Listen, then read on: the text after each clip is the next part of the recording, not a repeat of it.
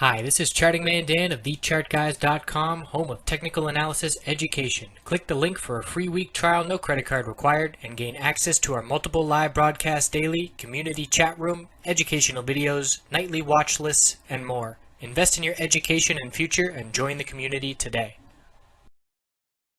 Looking at Apple, daily, weekly, shorter term time frame. So the bearish reaction to earnings led to a pretty big gap down open. And the bulls bought that dip. So congrats to the bulls buying the dip today. I'll go to the 5-minute chart here in just a bit to give some examples on when it became clear the bulls had some strength. We did close right at the middle Bollinger Band resistance. 115.66 did reject the price.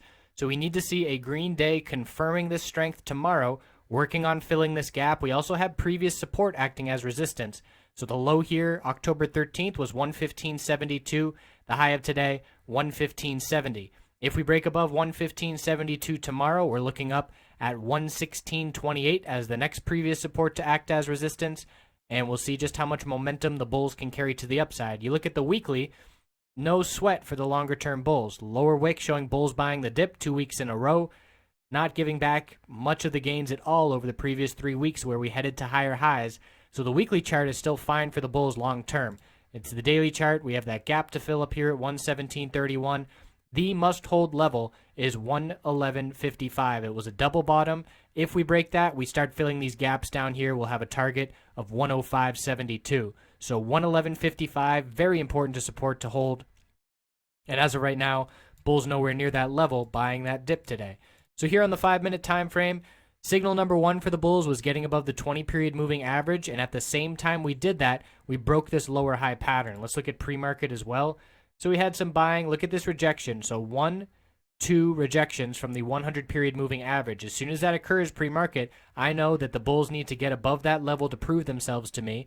So the early proof was breaking the lower high pattern with a higher low and a higher high, getting above the 20-period. That wasn't enough proof for me. I needed this 100-period moving average as support. We turned it into support right at about the same time that the bulls were reacting in the markets to the bullish oil inventory report. So we had that momentum to the upside as well.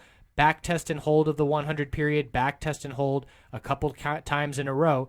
And then we continued to higher lows and higher highs, with the top of the move rejecting from the daily middle Bollinger Band resistance, which lined up with the 200 period 5-minute resistance of 115.60. And then from there, didn't see much more action. We did see a pretty big pullback, pretty big bounce, but stayed within a tightening range. So it was all about the overall market conditions. The oil inventory report absolutely had an impact on this big move to the upside once we got over that 100 period 5-minute resistance. And we know now that we need to be watching, let's see, hourly resistance. Hourly resistance is up right around 117. So we have a couple other key levels. Those daily levels I pointed out will come before these hourly resistances. Strong close above the 20-period hourly resistance at the end of the day.